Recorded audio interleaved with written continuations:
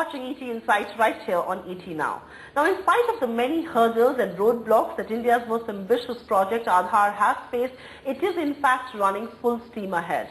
In fact, when the registration starts next month in April, the authority hopes to add about 40 crore more Indians, and that is an ambitious target. I did catch up with Director General R.S. Sharma and began by asking him that why did the authority have to take a break and what were the key learnings in that period? What has happened is that we had an authorization for 20 crore enrollments. That came to an end sometimes in the last week of January. And we had no further authorization, so obviously the only way for us was to stop enrollment or tell our partners that we will not be able to pay for the extra enrollments beyond 20 crores. Now the approval, as you know, came on 27th of January by the Cabinet Committee on UIDAI. And therefore we thought that because there is, and then we will have to go to the EFC and get the fresh mandate and fresh, final approvals. We thought that we could use this interim period of about 1 to 2 months to basically have a relook at the processes and relook at the technology. So this is the reason for having a fresh start, and we have done that. We had a committee in the UIDAI which went into the question as to what have been the key learnings and how do we sort of incorporate these learnings into the new phase. And we have completed that process. We are calling a conference of our partners and registrars on 3rd of April. Okay. And we will, discuss this with them, and hopefully by the 3rd week of April we will start enrollment. But when you say the committee has had a look at, the techniques, the processes that you've used, what kind of key learnings have come up and how would they reflect in the changes that you will perhaps make in your second phase? You see, we have had a number of changes which we think will probably be required at the client level to improve the efficiency, to ensure that the data captured by the partners is uploaded without any delay. That's right. Many times there are a lot of delays and therefore the residents complain to us that they don't get the number. And therefore to ensure that they are synced every 7 days and there are better processes at the technology end. This is part one. Part two of the process was to ensure that there is a better ownership and supervision of the registrars which are getting this done. Right. So the state governments must have verifiers, must ensure that the processes are improved. Third thing which we have major decision which we have taken is that currently the documents which are being collected at the enrollment centers, these documents are separately handled by a document management service provider. That's right. Now these we want that this should be actually at the time of enrollment, these documents must be scanned and must be a part of the packet which the enrollment agency sent to us, so that we have a very clear visibility as to what is the documents on the basis of which this particular enrollment has been done. This is a very ambitious project, and because this is perhaps being done by technocrats like yourselves, this has in some way drawn daggers between various ministries. So the food ministry has snubbed the project. They are not very happy with the kind of data collection that has happened. They want to do their own thing. The home minister has raised certain concerns and said that, the data that's being collected, personal data of citizens may not be safe enough because, this is personal data that's being collected. Other detractors, and I'm going to speak with the Standing Committee on Finance in just a bit. How will you take care of the various ministries and the concerns that have been raised, and how much of a roadblock has this really been in a project like this? See, we have maintained from the very beginning the basic issue of necessity of issuing the unique ID numbers to the resident is something which has been deliberated by the government, the empowered group of ministers, for 2006 to 2009. So let's not get into whether the project per se, the issuance of the resident ID numbers, numbers to the resident is something which I think we should accept, because adequate amount of studies have been done, recommendations have been made, and the authority was constituted with the mandate to issue numbers to the residents of this country. So that is what we have been doing. That's part one. Sure. Part two of the mandate is that this number is useful, the utility of this number. One is it's useful in the sense that you are able to ensure that the databases do not contain any duplicates or fakes. Sure. So this is part one. So for example, in the BPL, in the ration card list, if you put the databases of ration card with the numbers, you will be able to ensure that one person does not have multiple ration cards. Sure. Because the number is one number per resident. Right. That's one part. So essentially what we are doing, we are giving this offering, saying that here is a platform which can be leveraged to deliver various services in your department, whether it is, BPL, whether it is ration to the people, or whether it is Narega job payments, or National Social Assistance Program payment. That's what it is. Now, obviously, each department will have its own take and will have its own, process and its own time, and obviously its own view as to how they are going to re-engineer their applications. But how difficult does life become if these concerns are raised in public forums? I mean, the Home Minister has minced no words and said that he's not very happy with the way data has been collected. This could pose a security threat. The Food Ministry believes this isn't something that they would want to see when they are looking at subsidy distribution. So, I mean, how much of a concern does that raise with you? Let's separate these issues. Yeah. One issue is the issue of applications. That's right. How do you leverage Aadhaar for delivering applications? This is the the PDS That's right. issue. The other issue which the Home Minister or Home Ministry has raised regarding the security of the data, we have actually ensured since the very beginning that the data from the point of collection becomes encrypted. So therefore the data, integrity of the data is maintained throughout the process.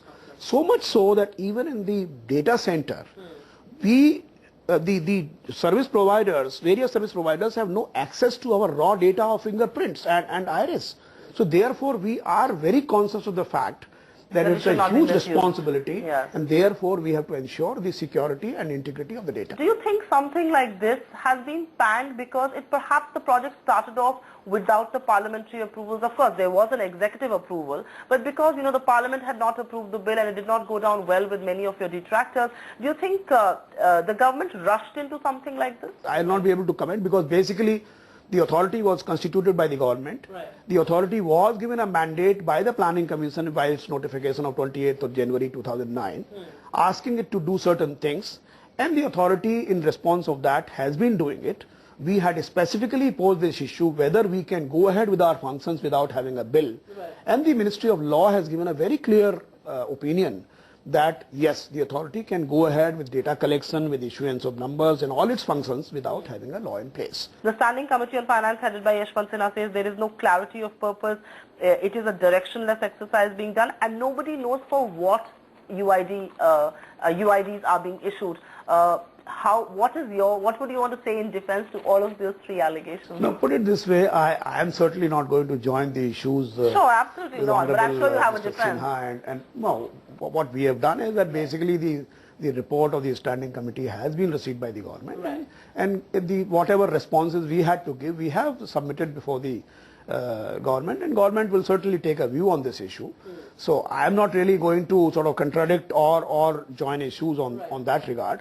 The only thing which I can say is that the utility of the number or the utility of the whole process has been demonstrated, and now it is various pilot schemes are going on, and therefore I think it is, to say that this has no utility is not really correct. There is a lot of concern that there is duplication of data that is happening. So NPR is doing something, you doing something, MNREGA is doing something, the BPL studies were doing something. How will you take care of, isn't too much of government effort being wasted into duplication of the same kind of data? No, I think what is happening is that first of all, let's take the question, the major duplication controvery, which is the NPR and the UID. That issue has been comprehensively addressed by the cabinet, whereby we have been given go ahead for this additional 40 crores in some of the 18 UTs and states, and the NPR will go ahead in the rest of the country in an accelerated manner. So therefore both NPR and the RGI and the other registrars of the UIDAI will be able to comprehensively get the data and issue the numbers. So that's one part. Now with regard to the other issues, other duplications and other kinds of things, let's understand UID or the Aadhaar is only an identity management platform.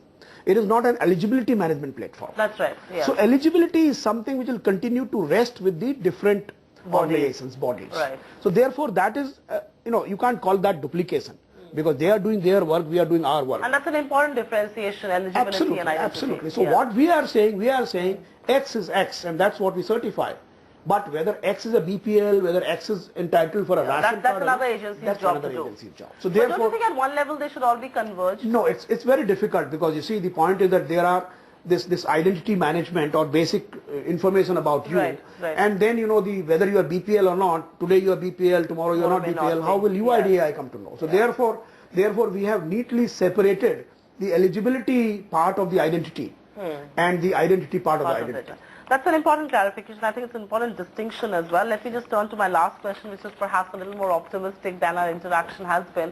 There are too many naysayers out there, too many detractors. You've done a phenomenal job. 20 crore people have perhaps got a unique identification number. As we speak, 40 crore more will get it. A, are you still sticking to your timelines? By when will whole of India be able to get a unique identification number? And B, how geared up is the team to shut up the naysayers?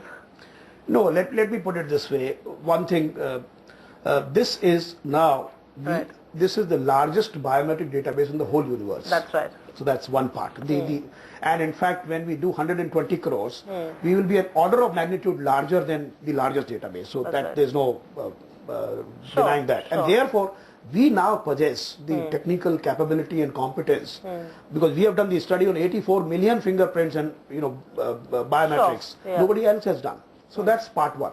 Secondly, we had initially given, we were given this mandate by the government, and we had said that by 2014 we would complete 600 million. That's right. We stick to that target. Now with RGI giving us more data, I think we can accelerate the target. There's no, I have no doubt in my mind because the Registrar General of India is going to do 57 crores by December of 2012. Yes. Then of course, and we are also through other registrars doing. So therefore, I think we have a very bright chance of completing the country, so to say, in a much compressed kind of timeline. Give us the timeline. No, our timeline remains 2014, 600 million. All right. Now we have the mandate also, as you know, 20 crores we have done, 40 crores we will do, and I think we will be able to finish it. And I think this is a project which is on target. And in fact, by March 2012, we were supposed to do 20 crores. We have done a little earlier than that. So therefore, I think we are very hopeful.